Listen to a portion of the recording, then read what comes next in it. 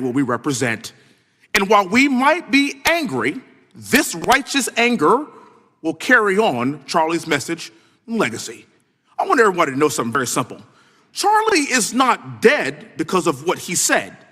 He is dead because people listened.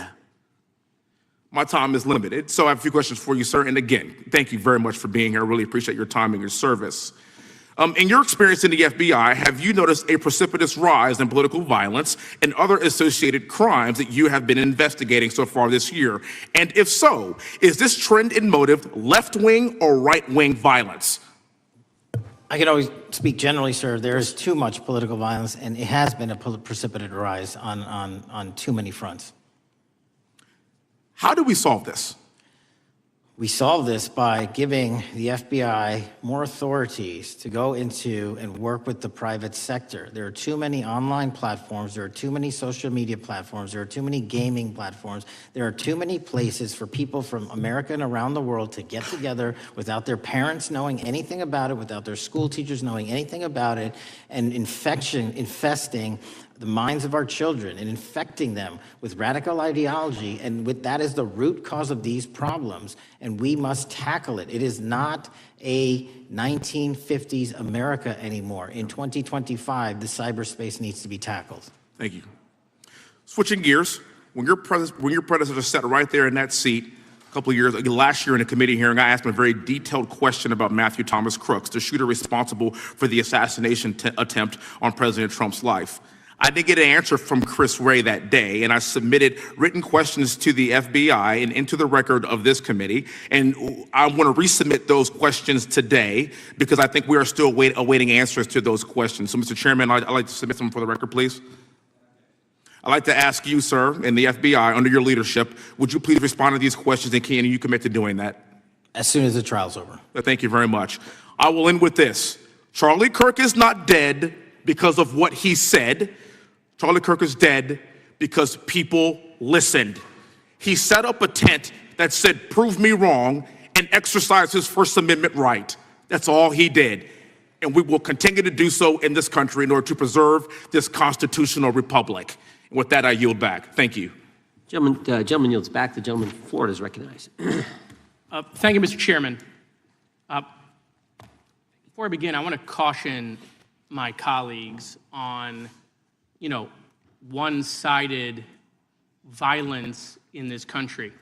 We just heard that there were no riots on the right. We're literally sitting in the building where there was a giant riot by supporters of the president, the right.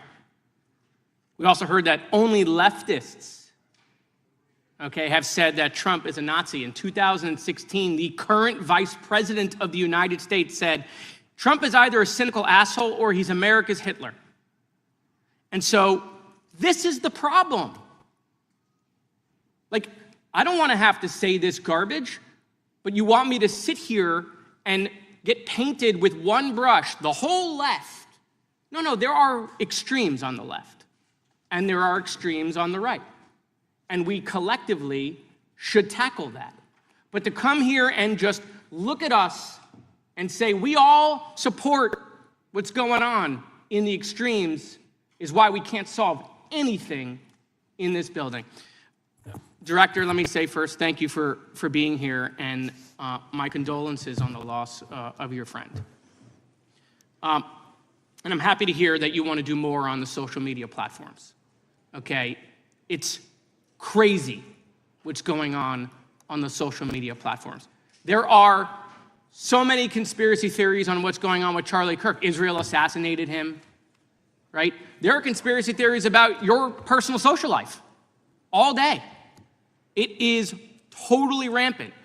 Big names on the right, Candace Owens, right? Talking about how what's been released as far as the dialogue between the perpetrator and his roommate is manufactured by the FBI, manufactured by the administration. It is totally rampant, allowing foreign governments to just perpetrate these platforms, all of these bots, all of the time to weaponize Americans. You see what's going on here? This is a byproduct of all of that. What's going on in the streets is a byproduct of all of that. What's happening is you see people celebrate Luigi Mangione is a byproduct of all of that. And so if we want to do something, then we should talk about Section 230. We should talk about how we're going to make sure that we don't let foreign governments poison our children's mind. And so I will work with you on that, Director. I'll work with you on 230 any day. No problem. So now, that was the good part. I want to take your attention back a second, okay? Breaking news. Kash Patel is nominated to be the FBI director. Dan Bongino is nominated to be the number 2 at the FBI. MAGA celebrates, rejoices, bells are ringing out. The team, Patel, Bongino, that sought out every podcast microphone to talk about the Epstein list. The names are finally going to get released. It begins. They produce white binders.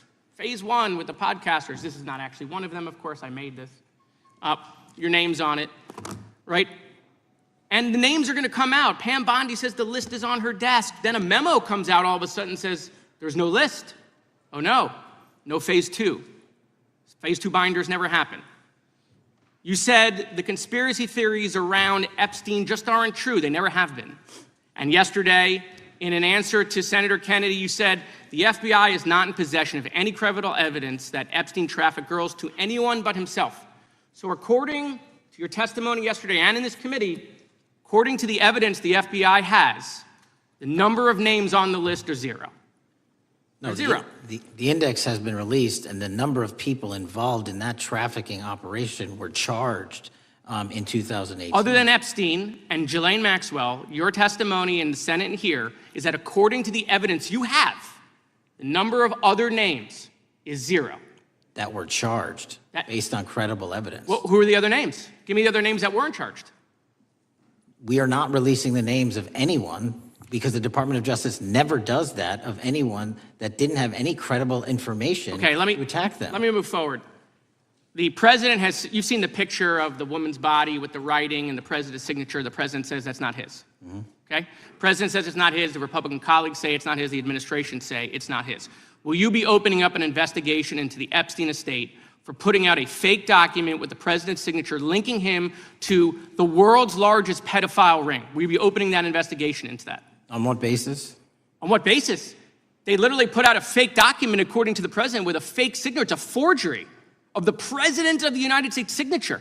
That's the basis. Sure, I'll do it. Okay, I look forward to that investigation. Am I over? Thank you, Mr. Chairman. I appreciate your diligence. Gentleman's time has expired. Chair now recognizes the gentleman from California. Director Patel, as you know, my state, California, is home to the worst public infrastructure failure in U.S. history, known as California High-Speed Rail, although the name is probably a misnomer. Earlier this year, I joined your counterpart at the Department of Transportation, Sean Duffy, doing a compliance review of the federal money the state has received, and the outcome was that the state has not complied with the terms of its billions of dollars in funding because it hasn't actually built anything. And so that federal funding has now been cut off, but a lot of us in California still have questions as to where all the money went. We're 17 years in to this project, and absolutely nothing has been built. Not a single bit of track has been laid. There are no stations. There are no passengers. And the plan initially was to have the whole thing, LA to San Francisco, done by 2020 at a cost of $33 billion. Yet here we are in 2025, nothing has been built. And according to the New York Times, the project won't even be completed this century, and the total cost is now estimated to be over $130 billion. So I just wanted to ask you, do you think this is something that bears scrutiny, or can you confirm whether there's any kind of investigation going on at the FBI? The FBI certainly can't investigate incompetence, but the FBI certainly can investigate and does investigate waste, fraud, and abuse. And so if we have any information that indicates that that happened in this situation or anything else, we'll look at it. Thank you very much. We've also, been talking some today about the issues that occurred at the border during the Biden administration. You might not agree with your predecessor on everything, but you probably would agree with some of the statements he made in testimony before this and other committees, raising alarms about the risk of terrorism from illegal border crossings. Since becoming director, have you gotten some insight into how well calibrated those warnings were, and what is the status of that risk now? Since becoming director, there's been a sharp decrease of border crossings for known or suspected terrorists from the southern border. But unfortunately, there has been a sharp increase of known or suspected terrorists entering through our northern border. And so what I'm trying to do is work with our northern border states and our interagency to tackle that problem. But it is an absolutely massive border that can't physically be sealed. So we're going to have to get creative and put more resources into that. And in a similar vein, there were over 500,000 unaccompanied children that crossed the southern border during the Biden administration. As we know, many were trafficked either through forced labor or sex trafficking. Do you have any insight as to what the scale of that problem was and how have things changed over the last several months? Other than what you outlined in terms of how it was described, I don't have any additional details. In terms of how many people are being trafficked into this country, especially unaccompanied missing children, that number has drastically reduced because the coyotes that smuggle these children for their criminal activity are the same ones that smuggle in narcotics, or the same one that traffic older age women. They're all interconnected, and because of the sealing of the southern border by this administration, that has come to a near halt.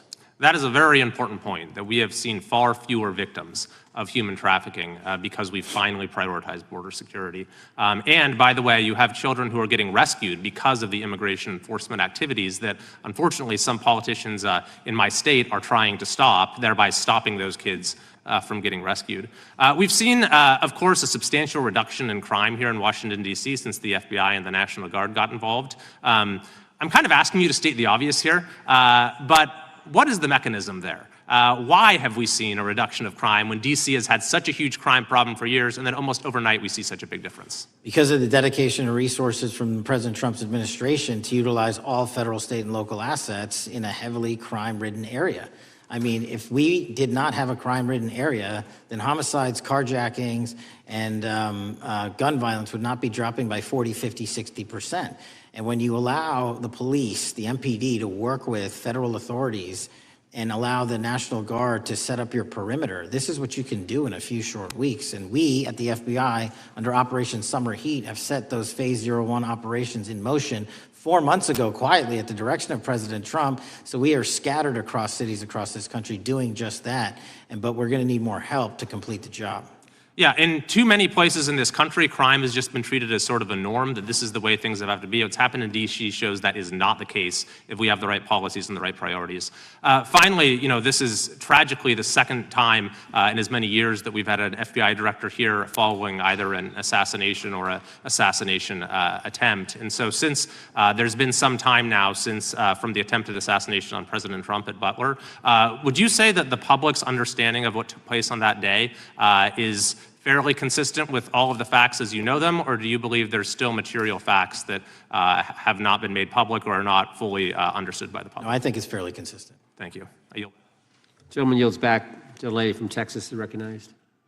Man, oh man, there has been so much today, and I truly don't know where to start.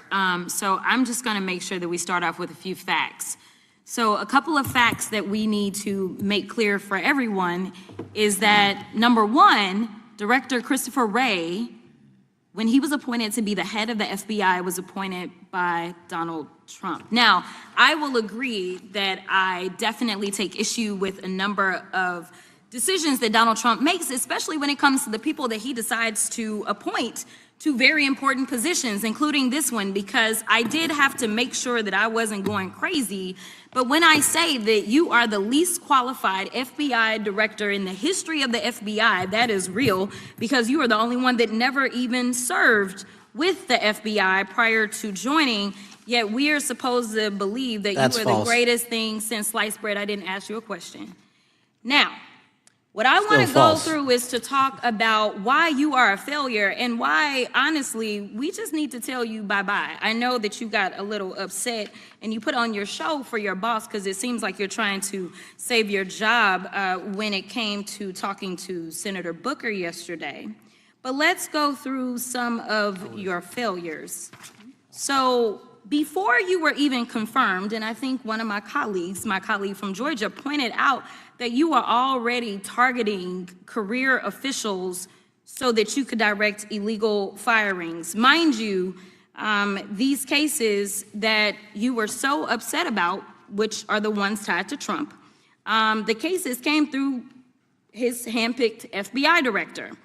And frankly, when people sit around and say things like, oh, you know, we're happy because now we feel safe, I don't know who feels safe in this country except for the white supremacists, because I specifically as a black woman definitely don't feel safe. And frankly, my colleagues have been real nice to you today, and I applaud them, but I don't have the same demeanor because I know that multiple colleagues on this side of the aisle have faced death threats. In fact, somebody tried to kill one of my colleagues, and frankly, I don't know if this FBI or under your leadership, if those people would have been caught. I don't have any confidence in you. And if we start talking about the reasons that I lack confidence, we could start with you not just wanting to acknowledge some simple facts. Simple facts like the vast majority of the threats are coming from right-wing extremism. And I know my colleagues have tried to stress this, but I decided that I would maybe do it in a different way. Number one, I have a couple of UCs. Kim Buck, one of multiple Republicans receiving death threats for voting against Jim Jordan as House Speaker. Without objection. Another one, Republican lawmaker says she received death threats after voting against Jim Jordan in Speaker's race. Without objection. In addition, there was another one from another colleague who now is leaving Congress because they said that they were calling his wife anonymously and threatening her life to the extent that she ended up sleeping with a firearm. Without objection. Okay, so here's the deal. How are we supposed to have confidence when you're sitting up here telling the Senate yesterday that it will take you 14 years before you can get the FBI fully staffed to do their jobs? You're also now redirecting resources so that they can go and play ICE agents on the streets. You're getting rid of your most qualified people, and even when it came down to somebody that you consider to be a friend, you were posted up having some fancy dinner to the extent that you posted not only once erroneously, you posted twice erroneously as it relates to catching somebody, and then you want to go and say, let me take a victory lap. Because honestly, if it wasn't for parents deciding that they were going to turn in their child, it seems like y'all wouldn't have got there, even though he literally confessed online. So I'm confused about what it is that the FBI is doing except for trying to put on a show for the apprentice or whatever you want to call him. The day after all of this took place, there was domestic terrorism that was taking place at HBCUs. They were targeted. Yet I didn't hear anything from the FBI about what was going on. And again, black people kept saying, how did we end up in this? Because the numbers are so very clear that white supremacy is a problem. And honestly, I've not heard anything out of you today that makes me believe that you're going to do anything about the white supremacy problem, the one that is leading to children being killed, children being shot, as well as members of their community as they're worshiping in their churches. The time of the gentlelady has expired. If the gentleman would like to respond to any of that. Well, I mean, I'll respond. Kash Patel, as I said when I introduced him, public defender, former prosecutor, top staffer on the House Intelligence Committee, Deputy Director of National Intelligence with the National Security Council, Chief of Staff at the Department of Defense, and FBI Director. I think that's pretty good resume for the guy who's now running the top law enforcement agency in our country. And we've seen all the stats that he's given to the committee on how much better they're doing at getting the bad guys than the previous guy was doing. With that, I recognize the gentleman from South Carolina. Thank you, Mr. Chairman. Director Patel, I think you're witnessing some auditions, clickbait auditions for the Academy Award for my Democratic colleagues. We'll see how they fare as they're on MSNBC later on today. But do you care, before I launch into my line of questioning, to respond to Ms. Crockett from Texas on that very elaborate and theatric display? Here's what I've learned in my government service. I don't give a damn what they say about me as long as I'm succeeding in the mission. We're succeeding in the mission because the men and women of the FBI have never been empowered to do more work and to hit the streets harder than by President Trump's authorities and resources he's given us. And so all I care about is that we are capturing more child predators than ever before, taking more drugs off the streets than ever before, that we are capturing murderers at a significantly historic rate, and we're delivering this country the lowest murder rate in recorded history. That are facts that you cannot dispute. But you can come at me all you want. I don't care. Thank you, Director, for that, and we appreciate your service. We appreciate the results speak for themselves, I think, pretty plainly, and your commitment not only to results, but to transparency, so we do appreciate that. Director, who was John Durham? He was a former federal prosecutor, United States attorney, and ultimately appointed special counsel in the first Trump administration. Correct, and there was a document that he released in his findings called the Durham Report. What was the Durham Report briefly, and what were the findings very briefly? It was every special counsel that's appointed produces a report to the Attorney General. Special counsel's Durham Report largely focused on Crossfire Hurricane and included extensive summary findings in classified and unclassified manner, and we released the classified version, finally declassifying it for the American public in this committee. Correct, and you released that in July of this year. I think so. Yes, sir. Isn't it true that in the classified Durham Annex, as it's referred to, that in 2016 the Obama administration obtained intelligence information from a source contained in two separate memoranda, one in January of 2016 and one in March? The two memoranda described confidential conversations between DNC Chair Debbie Wasserman Schultz and two individuals from the Soros Open Society Foundation. Isn't that true? As written in the report, I'll let it speak for itself. In the Durham Annex in January of 2016, the memorandum noted in part that President Barack Obama intended to scuttle the FBI's investigation into Hillary Clinton's private email server and mishandling of highly classified information during her time as Secretary of State. Isn't that found in the report? I believe so.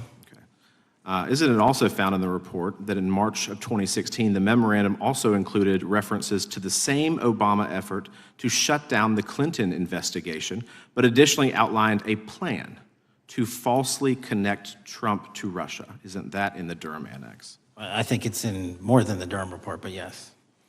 The memo also stated in part that, quote, the Democrat Party's opposition is focused on discrediting Trump. Among other things, the Clinton staff, with the support from special services, is preparing scandalous revelations of business connections between Trump and the Russian mafia. Isn't that also found in the now unclassified Durham Annex? I believe so, sir. According to the Durham Annex, based on analysis and translation of the intelligence, FBI analysts believed that special services could either mean the FBI or CIA, or the Trump dossier author Christopher Steele. Isn't that in the Durham Annex? I believe so, sir.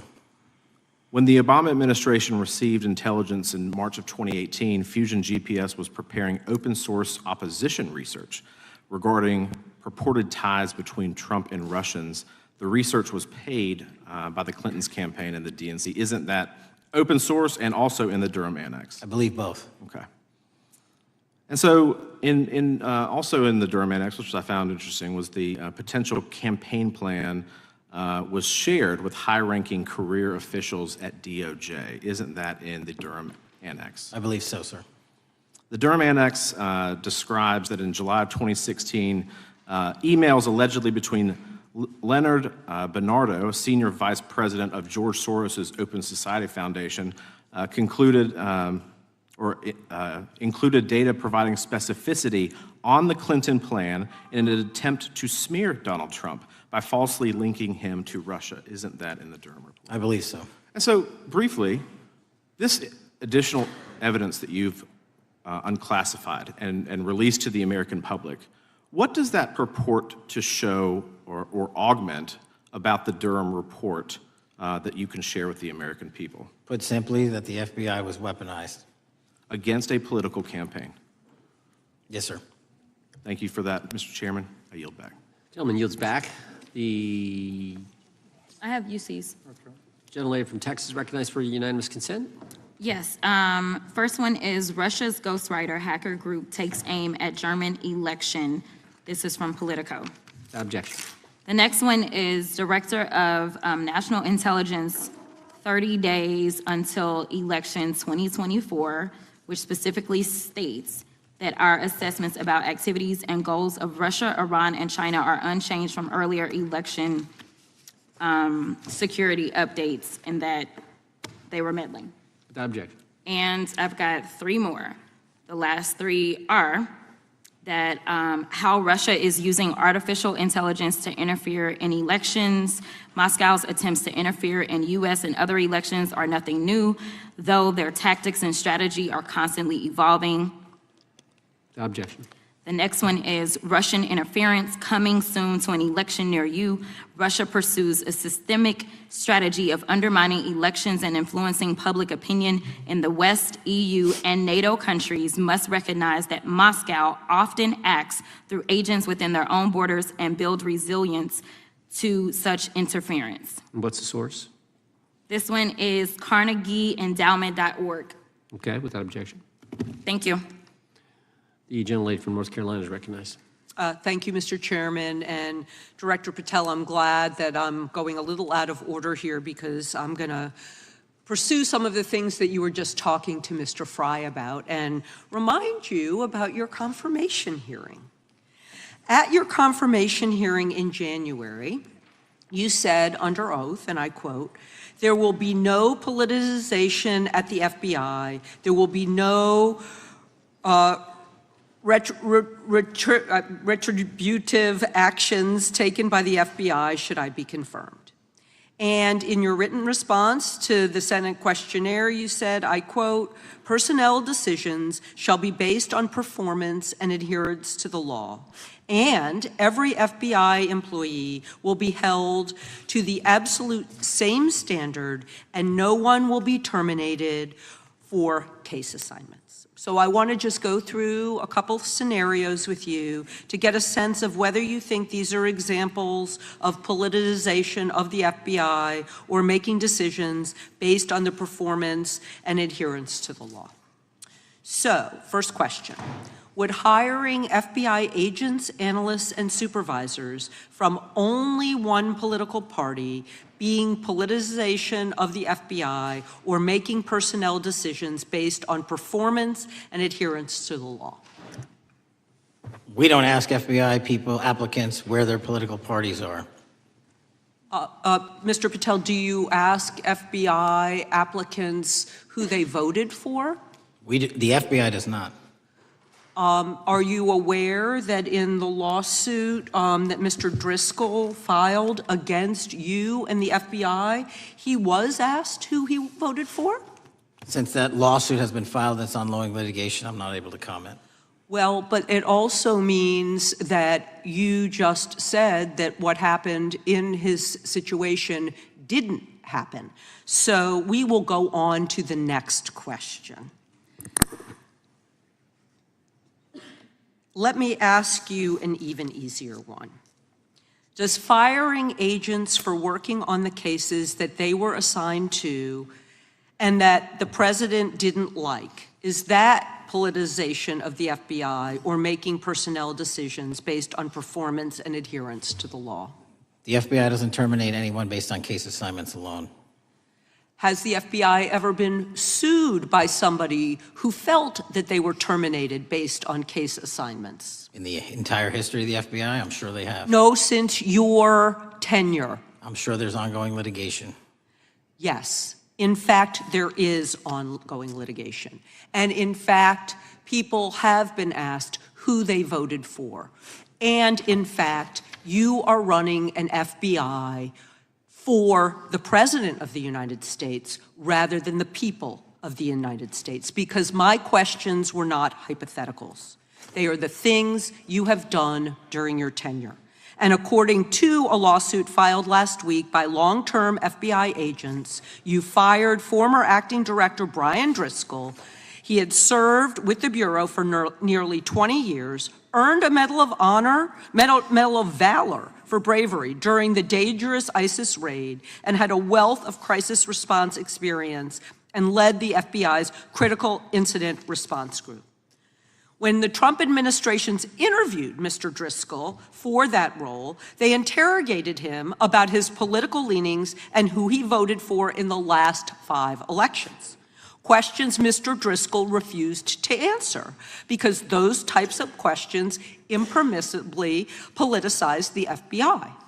You also fired Steve Jensen, who served the FBI for nearly 2 decades and ran critical terrorism, counterintelligence, and organized crime operations, whom you once described as embodying what the American public demands of the FBI.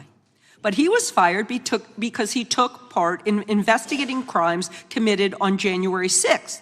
And Trump's MAGA base lambasted you online for keeping him at the FBI. So he's no longer at the FBI. You also fired a decorated combat veteran with decades of experience in the Bureau, Special Agent Walter Jardia, because he worked on the investigation into the Russian interference in the 2016 presidential election and helped investigate Trump's ally, Peter Navarro. Director Patel, it is very clear that you have flunked your own test. You've put saving your job, which I actually believe you were being honest about during your confirmation hearings, over doing what's right for the FBI and the American people. That is not adherence to the law. Thank you, and I yield back. Time of the gentlelady is expired. The chair now recognizes the gentleman from North Carolina. Thank you, Mr. Chairman. Director Patel, it's great to have this opportunity. Thank you for being here. Thank you for your service. And I've got to say, one of the most disheartening components of the previous administration, when I was working with local law enforcement all over the state of North Carolina, all over the country, people rightfully did not really care about the inner workings of Washington, D.C. The FBI had previously been the paramount, the sterling, the top of the top law enforcement agency. They wanted their FBI to fight crime. Whatever small town, city, whatever it may be, FBI was expected to deliver for the American people. And then reports started to come out, in addition to the likes of McCabe, Comey, Clapper, Strzok, Page, that the FBI was targeting Christian nonprofits. They were targeting parents for protesting radical gender theory at their schools. They targeted Catholics, churches, pro-life organizations. And the FBI was really bruised in just modern day America. And your focus on getting the FBI back to the streets, fighting criminals, locking up bad guys, whether they're violent criminals, whether they're sex predators, whatever they may be, that is restoring the reputation of the FBI, and I thank you for that. In regards to the perceptions, I want to be very clear here. You mentioned the statistics about removing dangerous illegals, removing thousands of kilograms of drugs, violent criminals, guns. The border is secure. These accomplishments are noteworthy and they're needed. But at the same token, I want your take. The fight is not over. Isn't that correct? When we look at what happened in the previous administration, the number of illegal alien criminals that made their way into this country of every type, they're embedded, they're here, and it's going to take a sustained effort to win this battle. That's the critical component, sustained effort. And that's the critical component when you look at what happened in Washington, D.C. We're not here for 4 seconds in terms of safeguarding Washington, D.C. Yep. It's a sustained initiative. We're taking it to Memphis and wherever we decide else. And so we are going to continue the mission till it's done. In regards to offloading some of the agents from Washington, D.C. to the states, to the people, can you just explain how tactically that is a force multiplier in the law enforcement community around the country? It's pretty simple. You don't even have to be in law enforcement to know that. If you put cops with other cops, they're going to do cop work. That's right. And what was needed in the communities out there was more cops. What was not needed in the bloated bureaucracy of Washington, D.C. was a third of the FBI's workforce, because a third of the crime does not happen in the Washington, D.C. NCR area. And so the results speak for themselves. Our state and local partners, I've always said this, are our biggest ally, our Yes. greatest ally and partner, and we cannot do the work without them. But we got to send our guys to them. That's right.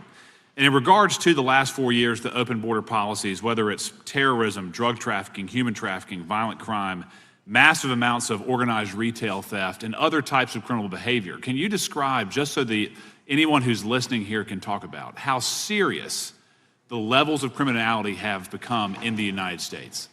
Well, unfortunately, in order to have these record-breaking numbers of arrests and seizures, you tragically had to have a record-breaking explosion in violent crime, and it doesn't happen overnight. And it came in from all corners of the earth and from all platforms, including social media. And that's the root cause of all of these evils. And in order to clean it up, it's not going to happen overnight. But the men and women of the FBI, what they did in these 7 months, everybody should be talking about it. Every single district in this dais is safer now, today, than it has ever been because of that work. And in regards to the ongoing political climate, Director Patel, how do sanctuary policies that are still being implemented and defended in certain states, cities, and counties, how do they help or hurt your efforts to make America safer? Well, if you are harboring criminals, you are harboring our ability to keep our communities safe. It's that simple. If you have a fugitive warrant for a violent felony offense and we are not able to procure you because of policies or rules that don't allow us to go get them, and time again, we have heard all too many illegal immigrants who should not have been here, murdering women, murdering children, giving drugs to our youth, and raping our children, and that is unacceptable. Straightly put, can you separate immigration enforcement with fighting crime? They're intertwined. Thank you. In regards to policies like cashless bail, how does that help or hurt your efforts? Criminals know that there are certain jurisdictions where if they shoot someone, they'll be out the door within the next hour to do it again. Yep. And that's an ethos that is, and a system that has been built out over years that we are combating. How is defunding the police around the country, how does that help or hurt? As long as I'm in this seat, we're not defunding any cops. Good. Thank you, Director. I yield back. Gentleman yields back. Mr. Garcia is recognized. Thank you, Chairman Jordan, and welcome again, Director Patel. As members of the Judiciary Committee, we have a responsibility to conduct oversight of the FBI and assess whether or not you're doing a good job in a responsible and impartial manner, or whether you're just a henchman for Donald Trump, who's weaponizing the Bureau at the expense of public safety. As Congressman for tenure, is the Bureau's expanded role in low-level, non-criminal immigration enforcement. I have a report here from the conservative Cato Institute. They've obtained ICE documents showing that over 2,500 FBI personnel are now working on immigration enforcement. A yes or no question. Did you sign off on this?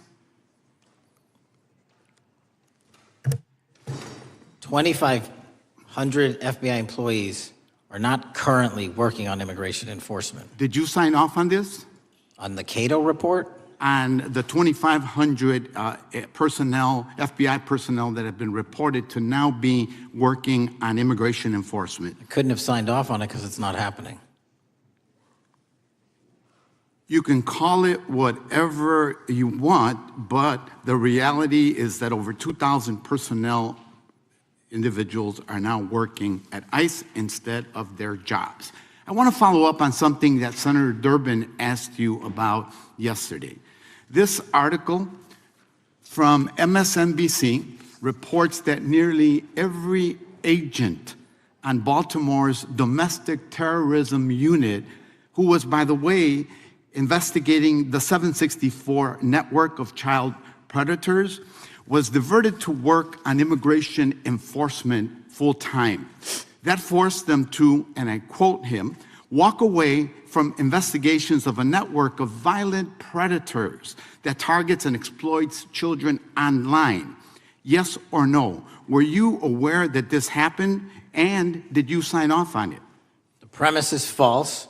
The 764 network in Baltimore is taken down, and FBI agents do double and triple duty all the time. I'm reclaiming my time. You told Senator Durbin yesterday you didn't know about it, so your testimony is inconsistent today. No, I found Final out. question. Let me ask you, again, a yes or no question. Are you aware that agents have been told by supervisors not to documenting the shifting of resources toward immigration-related work? That's a literal another falsehood. It's impossible to remove a human being without documenting that work. As FBI director, you must be transparent with Congress. You need to provide us information about how many agents have been diverted to non-criminal immigration enforcement, why the Baltimore unit was dismantled, and whether there's a cover-up of what's happening under your leadership, because this goes to the heart of whether or not you're carrying out the stated mission of the FBI, keeping our communities safe. Diverting FBI agents from investigating violent child predators doesn't make us safer. Using FBI resources to target parents, children, and other immigrants for low-level, non-criminal enforcement doesn't make us safer. Enabling violent, lawless conduct by federal enforcement doesn't make us safer.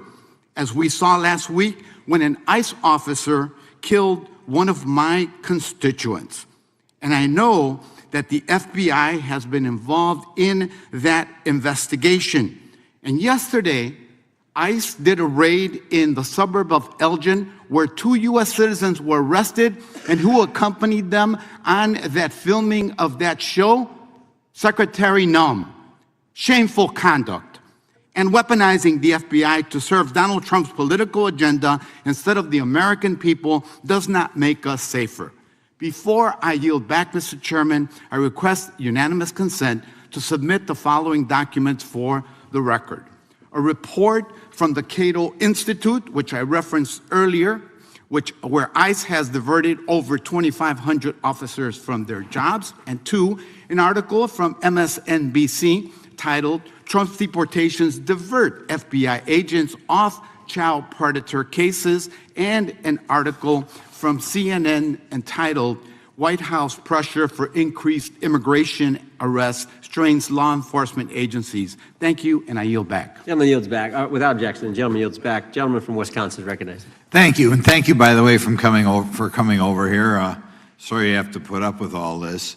I know when you took over, the FBI's reputation in a lot of circles perhaps had never been lower. I mean, part of that is brazen involvement in political activity, the Foreign Influence Task Force, getting involved and trying to suppress news stories in the New York Post, Crossfire Hurricane coming up with bogus stories to try to flip the 2016 election, FBI downplaying the stories of Hillary Clinton's emails in the 2016 election. That's their overt involvement in political activity. I think a strong anti-religious bias. We talked about stories of an anti-Catholic bias in there.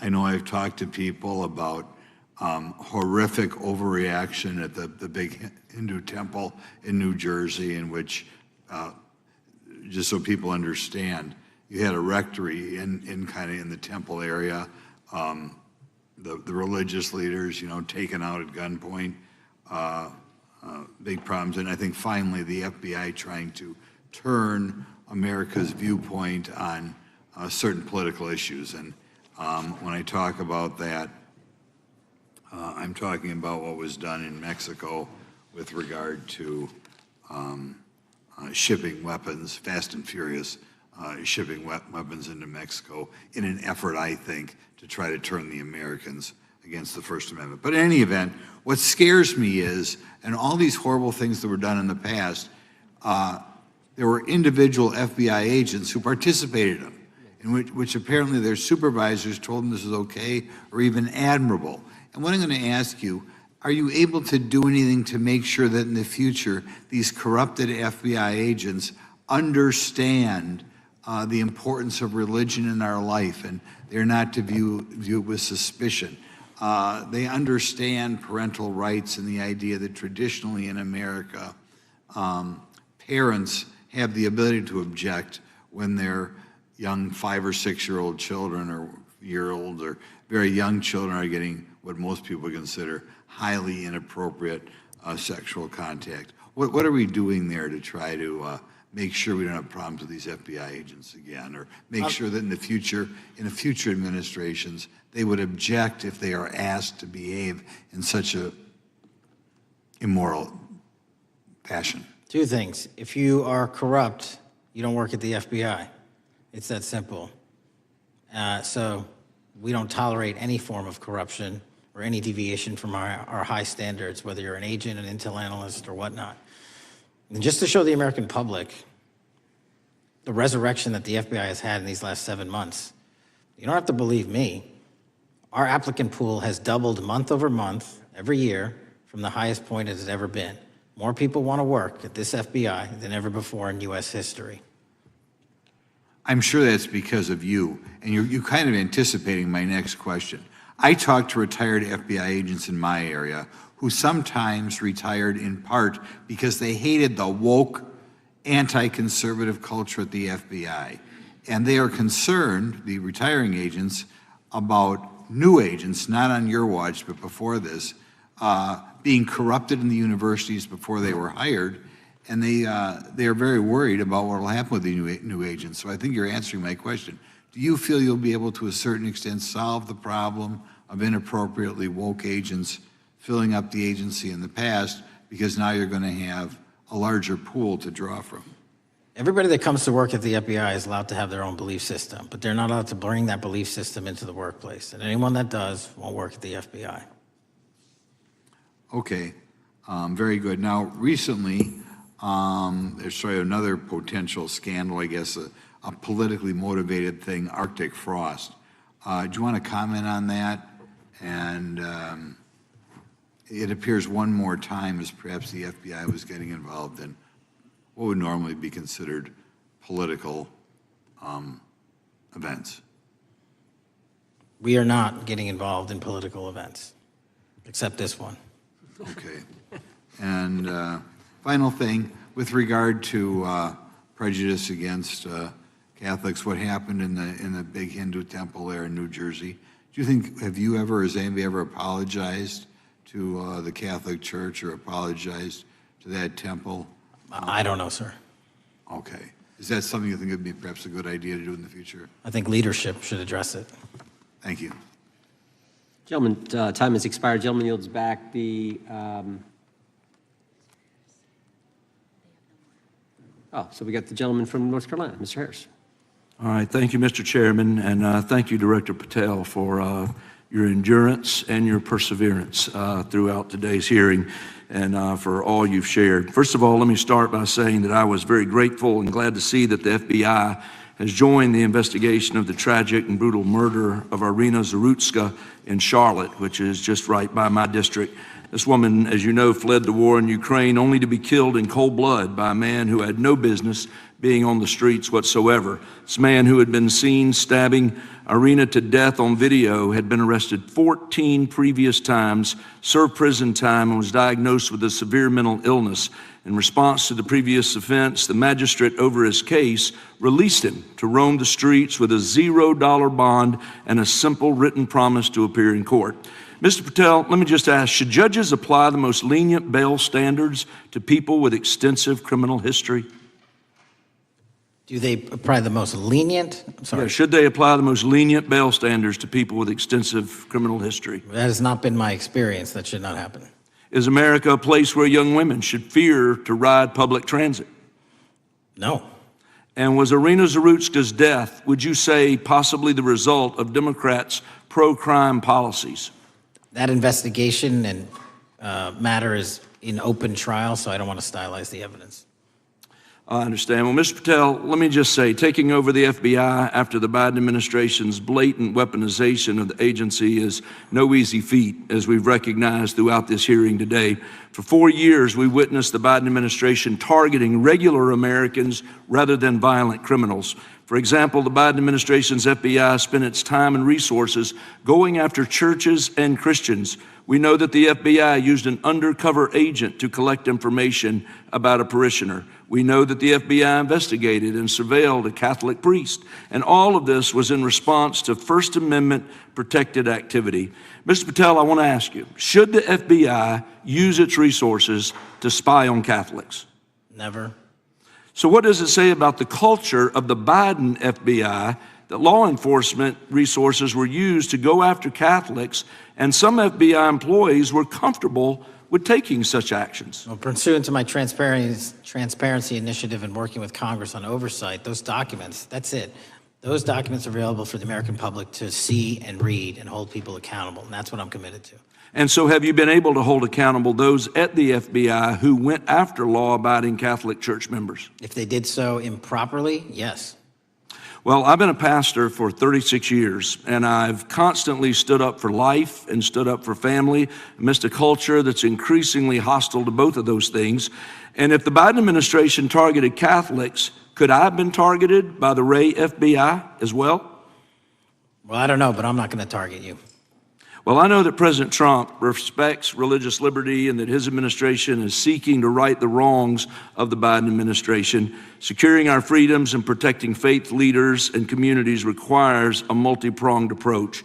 What would you say in just the last few moments, what is the FBI under your leadership doing to make sure that our religious liberty and religious leaders can rest comfortable this evening? Zealously protecting our First Amendment rights, Amen. but zealously going after those that abuse that right that leads to criminal conduct. You will be investigated, you will be looked at, and referred to prosecution every single time the evidence warrants. Thank you, sir. One final area. I do want to draw attention, Mr. Patel, to Waxhaw, North Carolina, a town in my district that just fell victim to a cyber attack on September 12th that interrupted emergency services. Waxhaw is working with state partners, and the FBI has been notified on this attack, and I certainly pray they're able to help out with the ongoing investigation. Could you just speak to what the FBI is doing to bolster our community's cybersecurity to defend against any future cyber attacks? Well, in North Carolina, you're slated to get a plus-up of 22 FBI employees, and they're already on the way. And that encompasses cyber, counter-intel, counterterrorism, field agents, intel operatives. And what we're doing on a macro level on the counterintelligence and cyber front is going after the people that fund these operations on these online platforms and breaking their banks. Because once we do that successfully across the board, they won't have the ability to attack us. Well, thank you, Director Patel, and let me just add my comments to those of my colleagues that are very grateful for your leadership, grateful for your courage, your consistency, and for being willing to stand in the gap for us. And with that, Mr. Chairman, I yield back. Gentleman yields back. The gentleman from Missouri is recognized. Thank you, Mr. Chairman. And Director Patel, thank you for being here with us today. Over the past few years, we have seen a disturbing increase of attacks on Christians and conservatives. Since the leak of the Dobbs decision, there have been 354 attacks on Catholic churches. In the first year following the leak, there were more than 100 attacks against pro-life pregnancy care centers, and the shadowy pro-abortion group Jane's Revenge claimed responsibility for 24 of these attacks. Meanwhile, the Biden FBI focused resources on attacking Catholics and peaceful pro-life protesters like Mark Houck and Paul Vaughn. Many of these attacks on Christians and conservatives were coordinated or praised by dark leftist cells who lurk on the online chat rooms of Reddit, Discord, and game sites. This is a war room for Antifa and violent transgender activists. There have been essentially no incidents of violence by Catholics, pro-lifers, or parents at school board meetings, but there have unfortunately been multiple shootings motivated by leftist and transgender ideology, including recent attacks in Nashville, Colorado Springs, Denver, and Aberdeen. Worse, the targeted violence reached a boiling point this past month. A few weeks ago, an anti-Christian transgender terrorist murdered 2 children and injured 17 in a shooting at a Catholic mass. And last week, while we were sitting in this committee room almost to the hour, Charlie Kirk was assassinated by a 22-year-old who appears to have been motivated by leftist and transgender ideology. As you confirmed yesterday to my Senate colleagues, he may not have acted alone, and you testified that in his online chat room of more than 20 trans ideologues that you were aware, I believe you said many more, many were aware of and possibly complicit in the assassination. Director Patel, in light of the increased violence emanating from the far left, is your FBI investigating this violent trend of anti-religious, Antifa, and transgender-driven violence?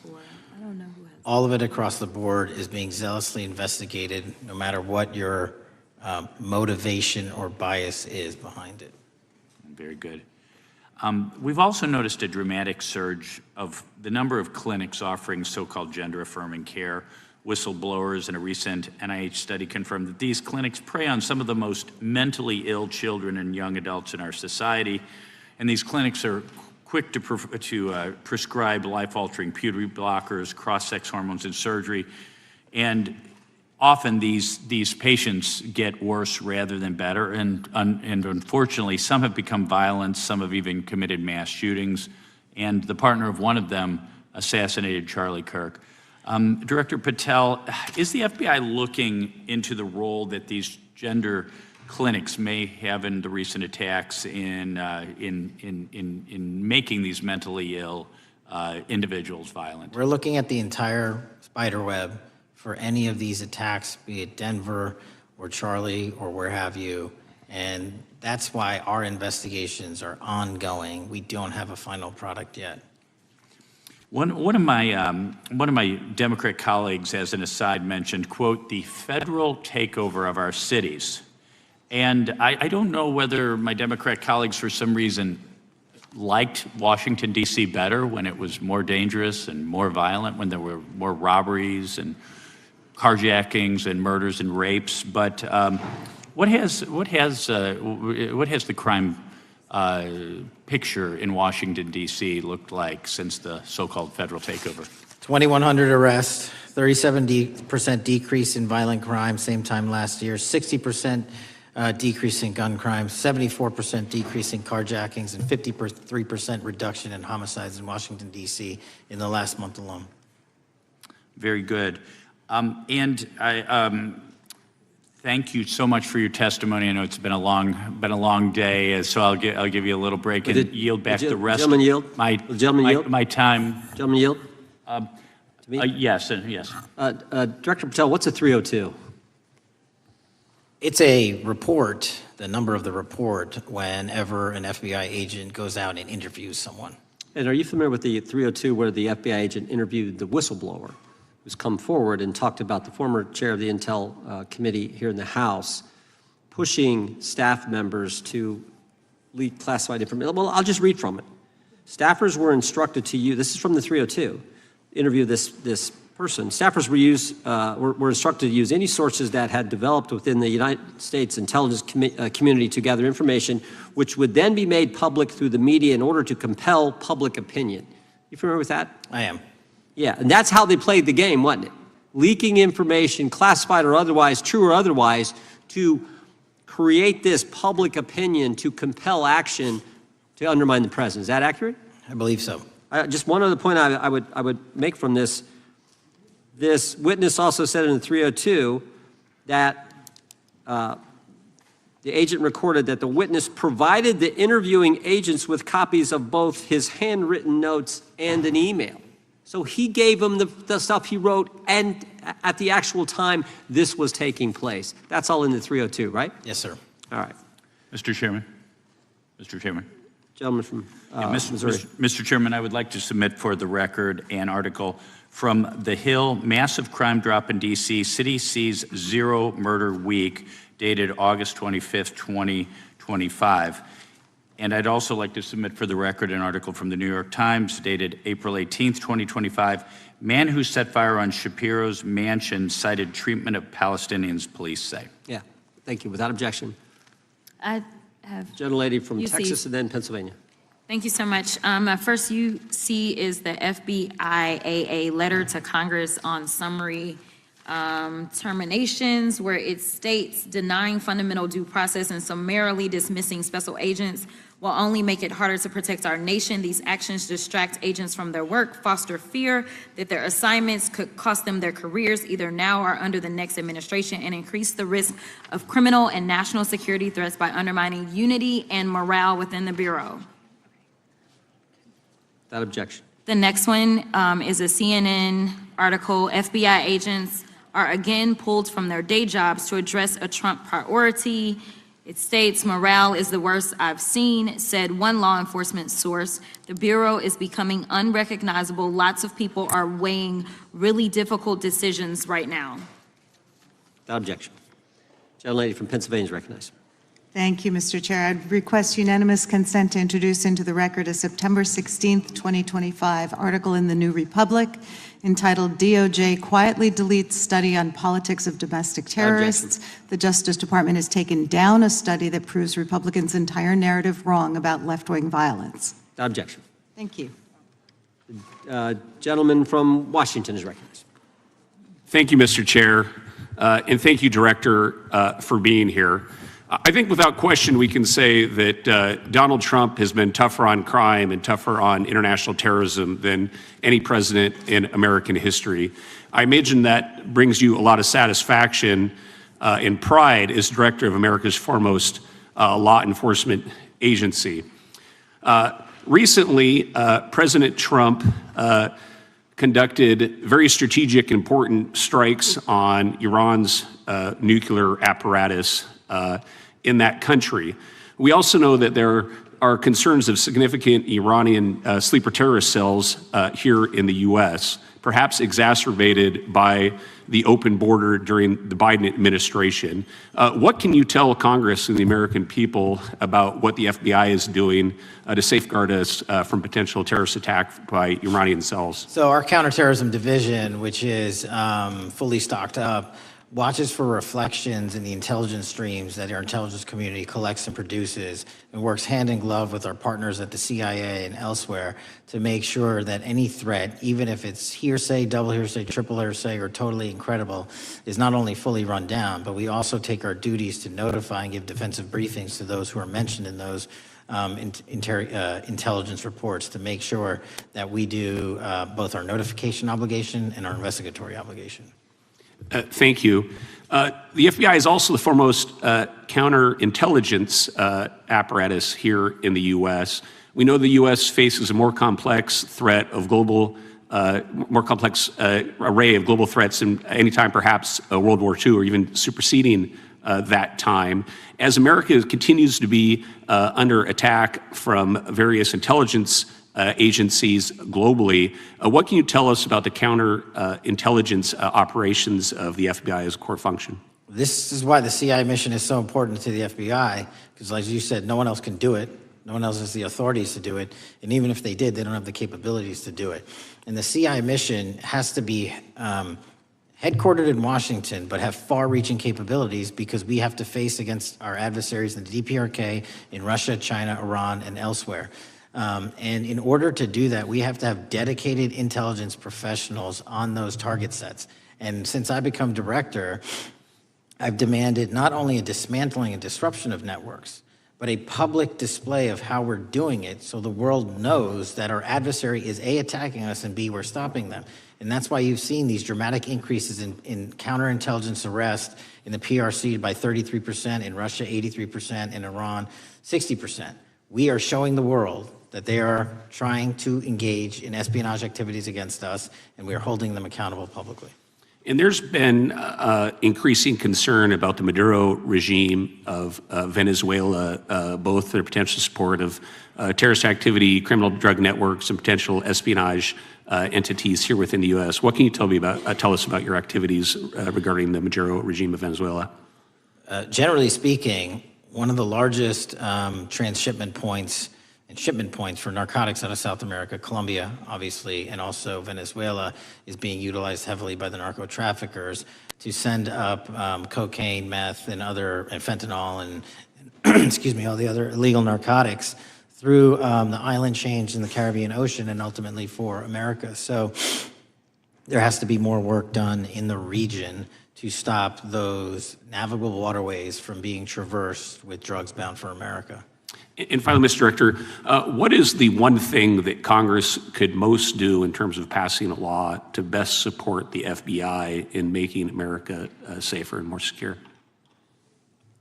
Get us more authorities to get online, to get onto gaming, to get onto social media companies, gaming platforms, have legal access, and also have private partnerships with the FBI of those companies and allow them to report into us on a daily basis. There is no human being or AI system on earth that can go out there and cover down on the threat in those theaters. And so we need the assistance, and we need more authorities, and we need the private sector to double down. Well, thank you very much for all you're doing, all the men and women of the FBI are doing to keep us safe, and I yield back. Gentleman yields back. Got a UC request from the gentleman from Arizona. Thank you, Mr. Chairman. I have an article titled, FBI Flooded with Record Number of New Agent Applications Kash Patel's First Month. The FBI saw 5,577 new agent applications in March and more than 10,000 since January. Without objection. The gentleman from Kansas is recognized. Thank you, Mr. Chairman, and Director, thank you for being here. I have listened carefully to all the discussion in this hearing. I've reached two top-line conclusions. First, I am glad I don't have your job. And second, I am glad you do. Thank you for being willing to step up and serve in this role. I'd like to plow a little bit of ground that we've not spent a lot of time on so far and explore. You mentioned, and I'm well aware of your strong commitment to partnering with state and local law enforcement authorities. Obviously, one of the missions is in the counter-drug space. Another is in the forensic laboratory space, where both you and a lot of local and state agencies cooperate in terms of evidence analysis. From the state side, programs such as the HIDA programs, very, very important in counter-drug, such as the Coverdell grants, very, very important in maintaining state laboratory capacities. Would I be correct in concluding that if we are able to maintain robust funding for those types of programs, including both Coverdell and HIDA, that would contribute to the safety of the United States and to your mission? Absolutely. Director, you have talked a little bit about some of the counter-drug work that you've been doing. One thing we haven't talked about yet, the President, in one of his first actions upon taking office back in January, designated a number of the cartels as foreign terrorist organizations. That's not just a paper transaction. I believe the list has been expanded since those first actions. In terms of America's military engagement with the cartels abroad, in terms of our intelligence engagement with them abroad, that designation has had real meaning and has affected some of the thinking and approaches of our military and our intelligence community.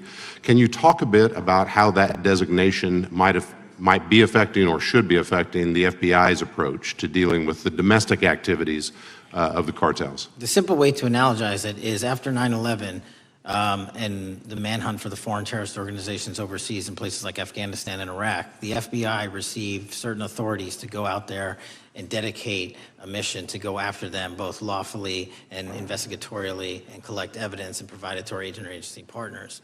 Once the foreign terrorist organization designation was labeled over to the Mexican drug cartels, we can now do that here. And in Mexico, and in Colombia, and in Venezuela, and anywhere else they are. And so that's the best analogy I have. What we're able to do is take our counterterrorism platform, traditionally used for global terrorist manhunting, and bring it into this hemisphere against a very real threat, which is the drug traffickers, and they are foreign terrorist organizations. So we just have so many more resources and authorities now directed at them. So, for example, Director, in the regions, from the vantage point of local law enforcement, there are structures that have historically handled those partnerships separately. HIDA, for example, is an example on the drug trafficking side. The JTTFs are an example on the terrorism side. How is the thinking evolving in terms of on a regional basis, either merging or not merging those structures now that the targets in many ways are merged? So the JTTFs are kind of our forward operating base across every single state in this country to take on that mission. And anytime you're labeled a foreign terrorist organization, you come right under the authorities of the JTTF, the task force officers, and the state and local level police work that gets done in those JTTFs. And the Homeland Security Task Force layer on top of that, I think 25 or 30 across the country, specifically working with DHS and Secretary Noem to go after the drug trafficking foreign terrorist organizations because they have unique capabilities and authorities dedicated to that mission. And so that's the beauty of the HSTFs. Let me ask you an adjacent question, Director. I noticed in your written testimony, I don't think we've talked about it yet, you brought to our attention an expiring authority. It's in 6 U.S.C. 124N with respect to counter-UAS drones. You point out that authority expires in statute at the end of this month, and you impressed upon us your interest in seeing it extended in some manner. Can you talk a little bit about the FBI's role in counter-UAS work over American airspace? I represent a district that's going to host some of the FIFA World Cup activities coming up. We're obviously very interested in security, and there are limits on what our state and local authorities have the capacity to do or what our military has the capacity to do once the threat is domestic. So it's critically important, Both the FBI and DHS have those capabilities. I'll speak to the FBI, of course, only. And you raised the World Cup, and that's exactly what we need it for. The Club World Cup, which just happened, was 32 games in at least a dozen different cities across the country, the largest sporting events consecutively in American history. And we used our counter-drone capabilities to not only inspect and secure stadium locations, but where fans were hovering and we call base camps. And thankfully, because of the success of the FBI and DHS, we had no significant security incidences. And flipping to the World Cup, which is going to be 3 times as large, and obviously the largest we've ever had, and blending into the LA Olympics in 28, our counter-UAS capabilities are going to be the ones that are able us to have literal bird's eye view of the threat dynamic around so many of these cities, which are going to see literally tens and hundreds of thousands of people flock to them. So we have to have it. And making sure the bad guys don't have the same. Exactly. Very good. I yield back and thank you. Gentleman yields back. Director, you've been amazing. You've been here 4 hours and 41 minutes without a break. We appreciate that. I think we have one more member, a few UC requests, and then you can we'll let you go. But we appreciate that. The gentleman from Texas is recognized. Thank you again for taking the time, Director Patel, and for Chairman Jordan for holding this hearing. Thank you for depoliticizing the FBI and getting it back to its original mission as well. Director Patel, do you agree that we have a problem in the United States with politically motivated violence? Absolutely. And I very much agree. I think we can all agree that political violence is wrong, it's evil, regardless of which side it comes from, and that we can all adamantly and vehemently reject it, or we certainly should. But one of the things that we've noticed recently is that affinity and tolerance for political violence is not equally distributed on both sides of the aisle. In fact, right now, social media is filled with leftists who are cheering on the murder of an iconic conservative political figure, Charlie Kirk. And it's not just random people on Twitter doing this now. There's a YouGov poll released just a few days ago, which stated that 25% of those who identify as very liberal believe that political violence can sometimes be justified. That's far too many, is it not? It is. One is far too many. One is far too many. That's right. Only 3% of very conservatives said the same thing, and we can agree that 3% is far too many. But there's an astounding difference between 25% on the left accepting and tolerating political violence and 3% on the right. I would hope that our colleagues on the other side of the aisle would also recognize that there is a systemic problem on their side of the aisle with tolerance for violence against people with whom they politically disagree, that there is a cultural rot on their side of the aisle that needs to be addressed desperately. Would you agree with that? Yes.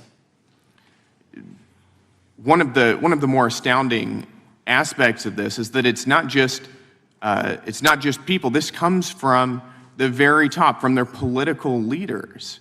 Just a few days ago, a member of Congress of this body, Ilhan Omar, shared a video on her social media account about Charlie Kirk's murder, and I'll quote what it said. It said, "Charlie Kirk was Dr. Frankenstein, and his monster shot him through the neck."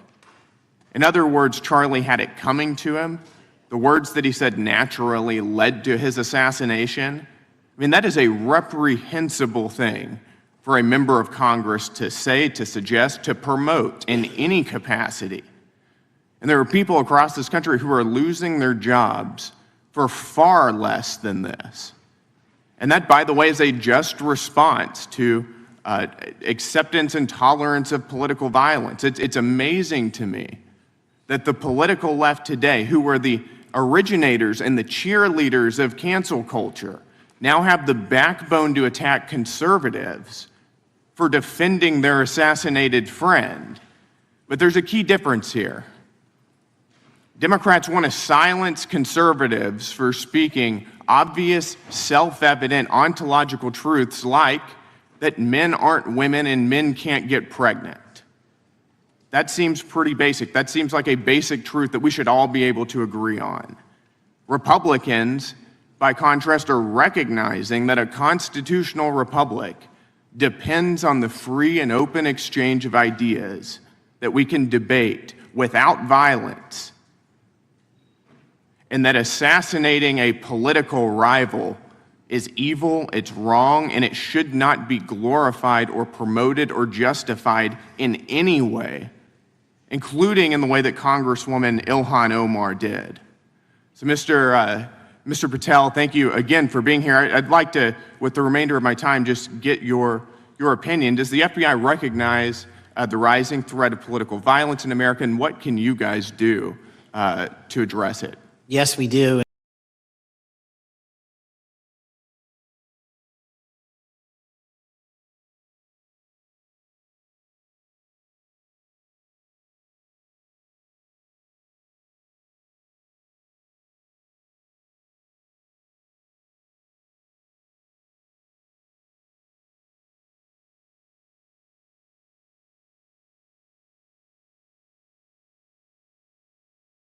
Without liability for criminal investigatory purposes. And that's the kind of stuff we need to keep going. Got it. Thank you, Director Patel. We really appreciate it. Thank you. Gentleman yields back. Mr. Chairman. Gentleman from Arizona. I have some UCs.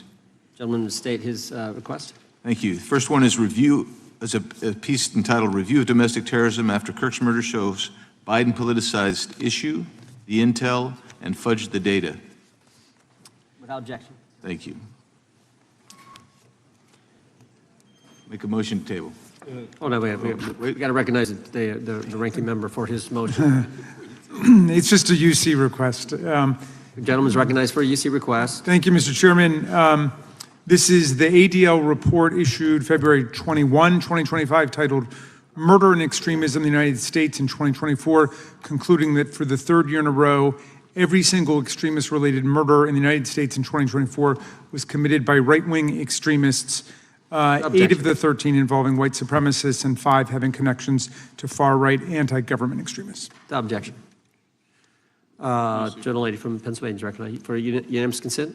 Yes, thank you. I have a couple articles here. First is a New York Post article, July 17th, 2025. Democratic Senator Ron Wyden claims big Epstein file full of actionable information locked in Treasury Department drawer. Without objection. This is The Guardian, May 18th, 2023. Deutsche Bank agrees to pay $75 million to settle Jeffrey Epstein lawsuit. Without objection. This is Fox Business, September 10th, 2025. JP Morgan processed over $1 billion for Jeffrey Epstein despite internal concerns over sex offender status. Without objection. And New York Times, Bank of America flagged suspicious payments to Epstein only after he died. Without objection. Okay, and I also have a motion, Mr. Chair. The lady was recognized. We're going to come back to the motion I thought was made by Mr. But I want to dismiss our witness. Could we do the motions before he goes? One, I just wanted to press the motion I originally had. Yeah, we're going to bring that up. Is that what this 4 is? banks. Are you doing that? No, this is another motion. Okay, well, I'm going to recognize first the gentleman because we held that motion in advance. I still have the UC, Mr. Chairman. Thank you, Mr. Chairman. So look, there are 4 banks, JP Morgan, Bank of New York, Bank of America, and Deutsche Bank. Yeah, but the gentleman can state his motion. Yeah, but the motion is to subpoena the CEOs of these 4 banks to bring in all records relating to their relationship to Jeffrey Epstein and to produce all records reflecting it. These 4 banks have flagged to the government $1.5 billion in suspicious transactions relating to the sex trafficking I move the crimes. table. Mr. Diamond just released a statement saying he would be happy to comply. Mr. Chairman, you don't need The motion to table, the motion offered by the gentleman from Maryland. The motion to table is not debatable. The question occurs on the motion to table. Those in favor say aye. Aye. Those opposed, no. No. Opinion of the chair, the ayes have it. The motion is tabled. I'd like a recorded vote if we could, Mr. Recorded vote being requested. The clerk will call. Well, we got to get the clerk here. The clerk's right here. Wonderful. Clerk will call the roll. Yes. Mr. Jordan votes yes. Mr. Issa? Mr. Biggs? Mr. Biggs votes aye. Mr. McClintock? Mr. McClintock votes aye. Mr. Tiffany? Mr. Massey? Mr. Roy? Mr. Roy votes aye. Mr. Fitzgerald? Mr. Klein? Mr. Klein votes aye. Mr. Gooden? Mr. Van Drew? Mr. Nels? Mr. Nels votes yes. Mr. Moore? Mr. Moore votes yes. Mr. Kiley? Ms. Hageman, Ms. Lee, Mr. Hunt, Mr. Fry, Mr. Grothman. Mr. Grothman votes aye. Mr. Knott votes aye. Mr. Harris votes aye. Mr. Onder votes aye. Mr. Schmidt votes aye. Mr. Gill votes aye. Mr. Baumgartner, Mr. Raskin. No. Mr. Raskin votes no. Mr. Nadler. No. Mr. Nadler votes no. Ms. Lofgren. No. Ms. Lofgren votes no. Mr. Cohen. Mr. Johnson. No. Mr. Johnson votes no. Mr. Swallow. No. Mr. Swallow votes no. Mr. Liu. Ms. Jayapal. Mr. Correa. Ms. Scanlon. Ms. Scanlon votes no. Mr. Neguse. Mr. Neguse votes no. Ms. McBath. Ms. McBath votes no. Ms. Ross. Ms. Ross votes no. Ms. Ballant. Ms. Ballant votes no. Mr. Garcia. Mr. Garcia votes no. Ms. Kamlager-Dove. Mr. Moskowitz. Mr. Moskowitz votes no. Mr. Goldman. Mr. Goldman. Ms. Crockett. No. Ms. Crockett votes no. Gentleman from Texas, Mr. Gooden.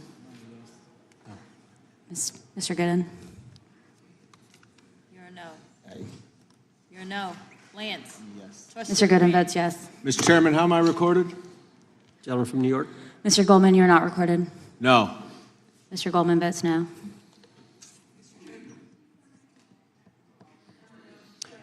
Gentlelady from Washington. Ms. Jayapal votes no. Gentleman from California. Gentlelady from California. Mr. Liu votes no. Ms. Kamlager-Dove votes no. Gentleman from Kentucky. Mr. Massey votes no. Director, I want to thank you again for being here. While we're waiting for members to get back to record their vote, you don't need to stay around for these kind of motions. We appreciate the service you're providing the country, appreciate your testimony today, and appreciate the fact that you did it 5 hours straight. That's amazing. So God bless you and keep up the good work. The witness is dismissed. The cycles of political violence that have traumatized the country. Well said. Chair now recognizes the gentleman from Kansas, Mr. Schmidt, to lead the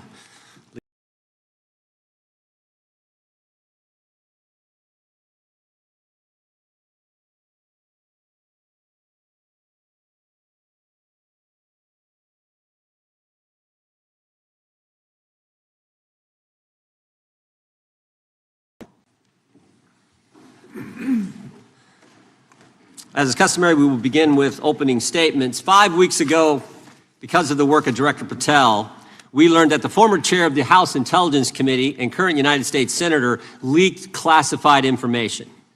We learned this because a whistleblower came forward.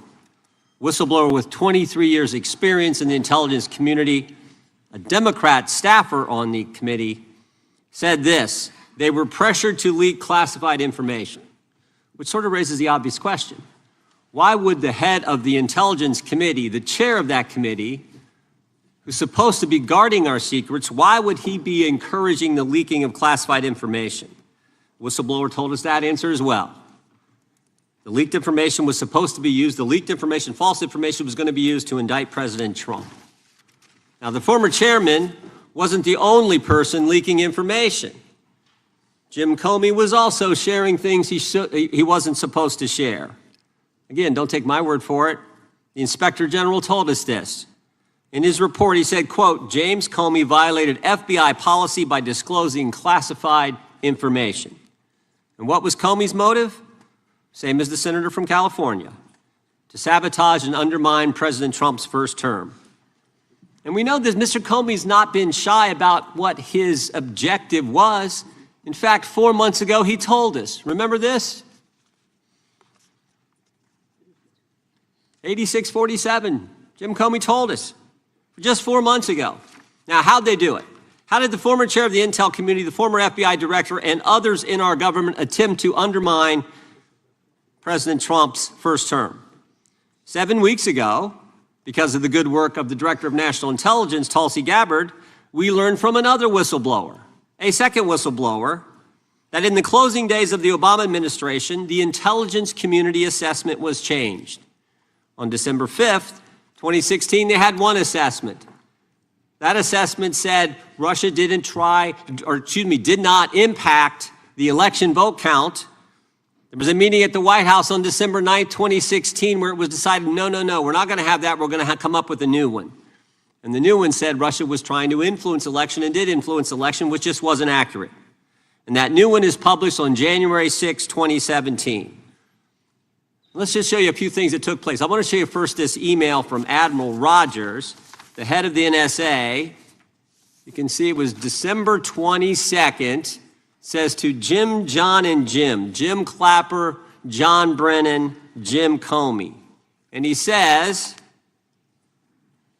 I asked my team if they've had sufficient access to the underlying intelligence, sufficient time to review that intelligence. On both points, my team raised concern.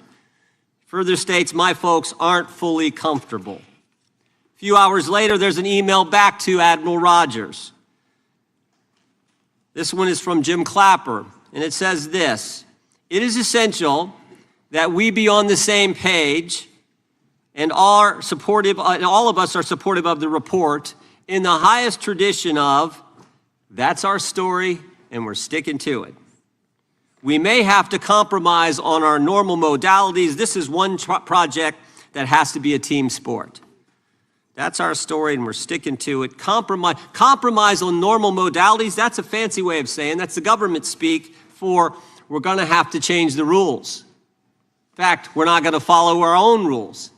And that's exactly what they did to get the objective they wanted, to undermine President Trump. Now, how did it specifically take place?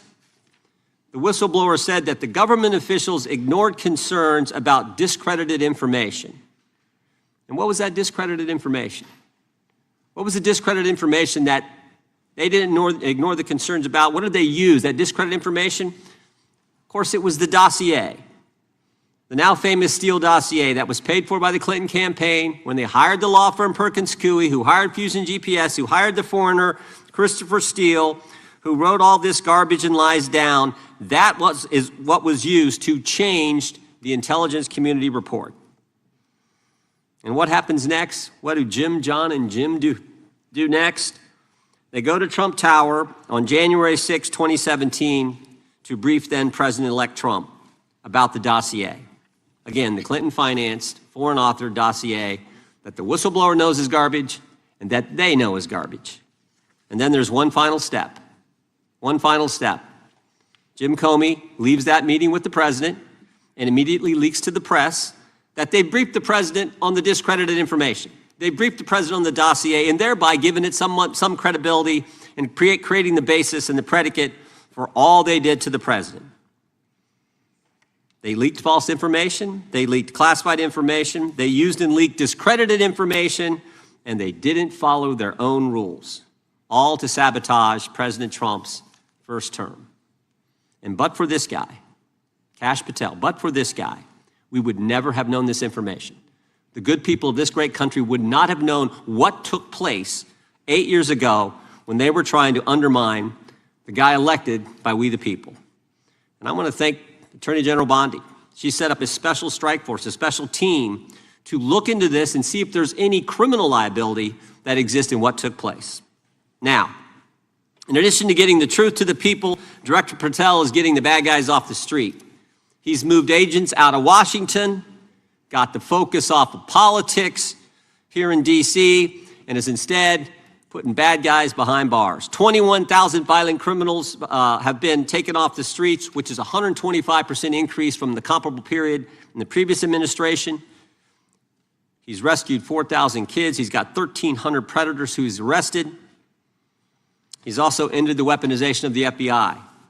No more spying on parents at school board meetings. No more pre-dawn raids on pro-life Catholics. No more retaliation against whistleblowers. And he's given us information that Chris Wray didn't. Maybe said better, he's given us information that Chris Wray wouldn't.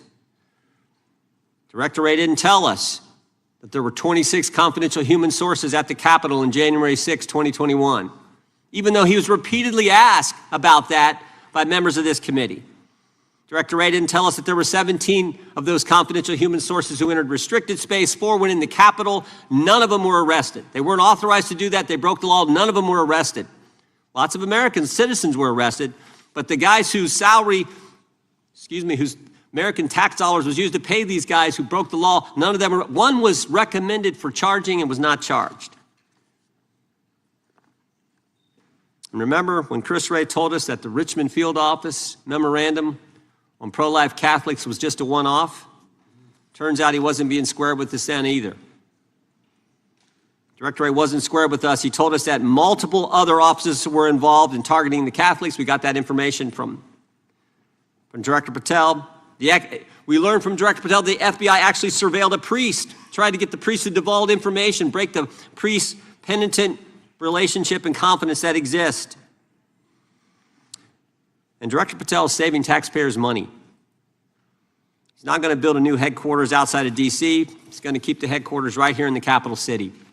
Save Americans money. Save the taxpayers' money. In 8 months, Director Patel has given us the facts. He's ended the weaponization at the FBI. He's taken bad guys off the streets, and he's saving taxpayers' money. But my guess is the Democrats won't focus on all that good news. They'll focus on politics. They'll stick with Comey and Clapper and Brennan and continue to try to undermine President Trump. With that, I yield to the ranking member for an opening statement. Thank you very much, Mr. Chairman, and welcome, Director Patel. You and I have not had the opportunity to meet, and alas, you failed to respond to the 8 oversight letters I've sent you over the last 7 months. So we do have a lot of questions piling up for you, but I want to start with a word of praise. The first FBI director was J. Edgar Hoover, who steadfastly refused to hire women, African Americans, and other minorities as agents. And although he was a closeted homosexual who lived in domestic partnership for decades with Clyde Tolson, he also participated in anti-gay crusades. He aggressively promoted what we would today call white Christian nationalism, and he would undoubtedly be turning over in his grave to see as one of his successors a first-generation Indian American and a proud Hindu. So I congratulate you on being a breakthrough in this sense and being a beneficiary of the civil rights movement that opened up the FBI and the federal workforce to lots of people who never would have been hired in its first decades. Alas, you share J. Edgar Hoover's dangerous obsession with blind loyalty over professionalism and effective public policy. For Hoover, it was blind loyalty to him in keeping his secrets. For you, it's blind loyalty to Donald Trump in keeping his secrets. During your confirmation, it was widely noted on all sides that your primary qualification was your unwavering loyalty to Trump. Unlike other directors, you had no work experience at the FBI, but you had made over 1,000 media and political appearances in support of Trump's campaign. Your Senate confirmation vote was 51-49, the closest in history, with your opponents warning you were not qualified and had no interest in actually developing the qualifications for the job. I hoped that they were wrong. Alas, they were not. While most other new FBI directors drew on their experience as FBI agents, you didn't have that. But you did write a picture book trilogy for children ages 5 and up based on your experience clashing with President Trump's political enemies. In your book, you describe your literary alter ego, Cash the Knight, as a wacky, easily bored wizard carrying out King Donald's vengeance by driving his enemies out of the kingdom. In the books, King Donald is besieged by the evil Hillary Queentown, but saved in the end by Cash. Then Cash goes on to catch mules who are stealing the 2020 election for the great King Donald from Sleepy Joe. And then in the third book, Cash takes down the dragon of the jalapenos, nicknamed the DOJ. Your supporters had hoped that you would graduate from imagining yourself a romantic fairy tale knight to actually running America's premier federal law enforcement agency. Alas, just as we've learned how dangerous it is to put a science-denying anti-vaxxer in charge of our public health, we've learned how dangerous it is to name as director of the FBI a man who thinks of himself as a fairy tale knight who keeps a fire-breathing dragon named DOJ at home to forcibly drive villains out of the kingdom.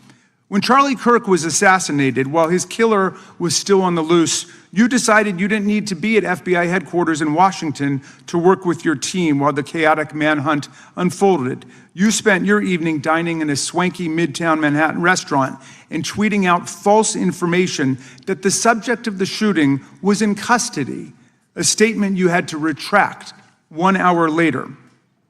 Your performance was so disturbing that even the MAGA base was alarmed.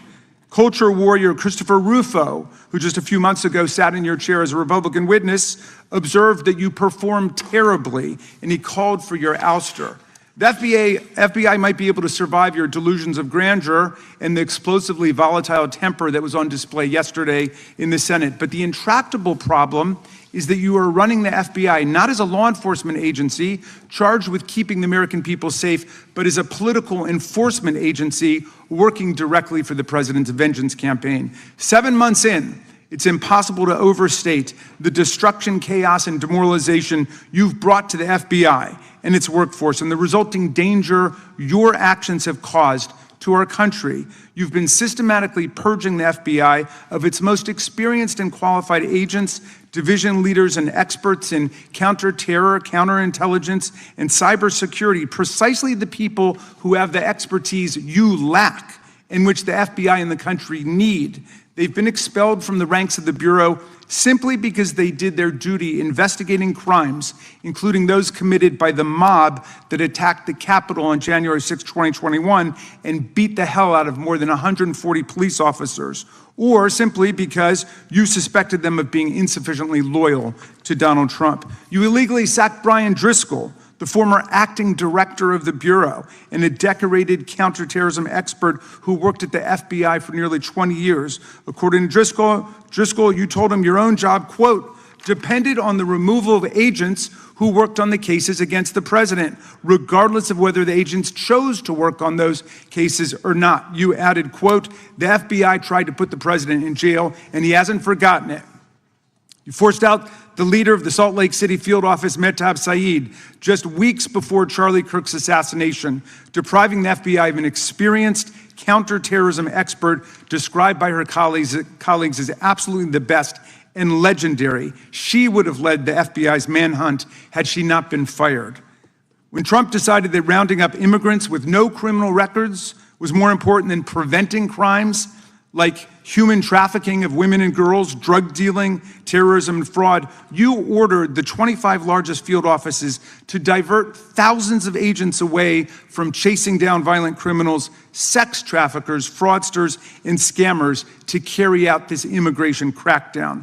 Director Patel, you treated the men and women at FBI with disrespect and paranoia. You've assembled a roving band of freelancing henchmen within your office and charged them with conducting unauthorized investigations, targeting and harassing career FBI employees. Amazingly, you forced senior leadership to repeatedly take polygraph tests to prove their political loyalty and pushed out leaders who refused these demeaning exercises.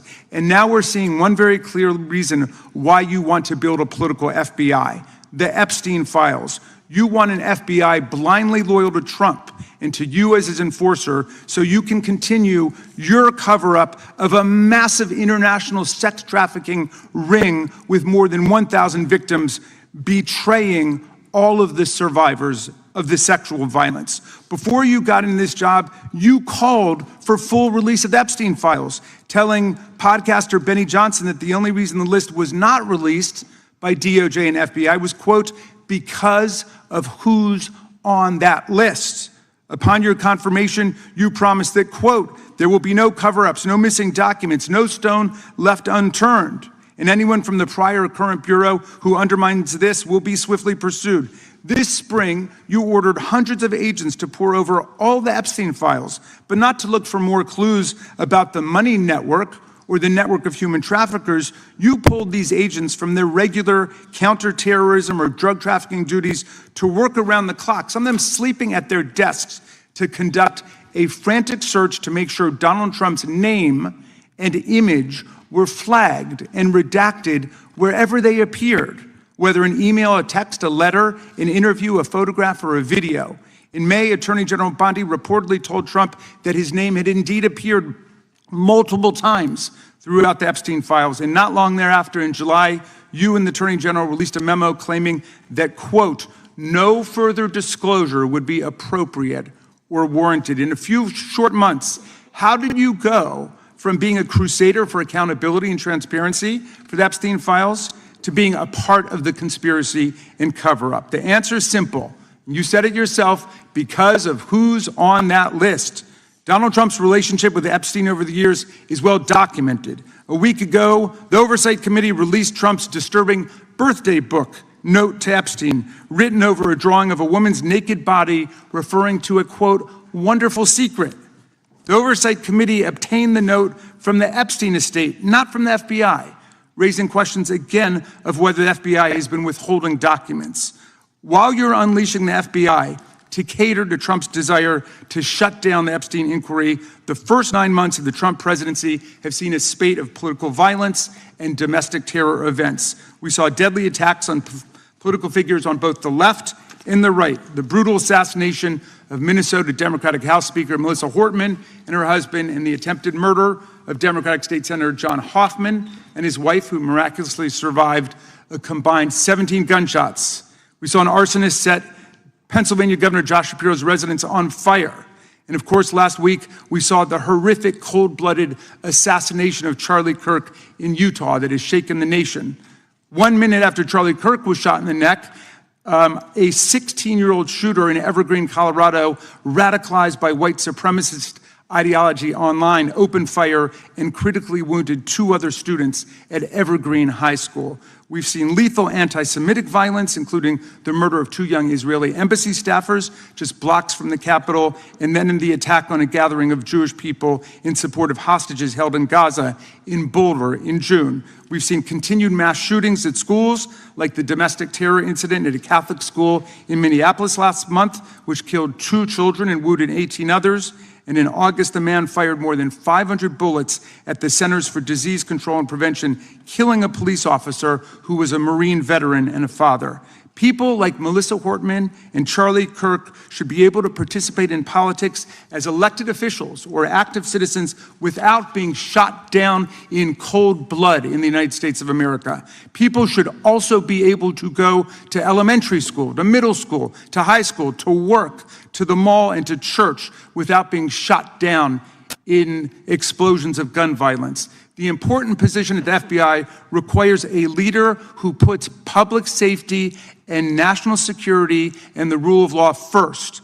I'm afraid, Director Patel, you've given us reason to believe you've used the powers of the FBI to serve Donald Trump and his agenda of partisan retribution. You've broken your promise not to do that. You've betrayed Jeffrey Epstein's victims and survivors. You've turned your back on the career law enforcement officers of the FBI, and as a result, you've left all of us less safe than before. Mr. Chairman, I yield back.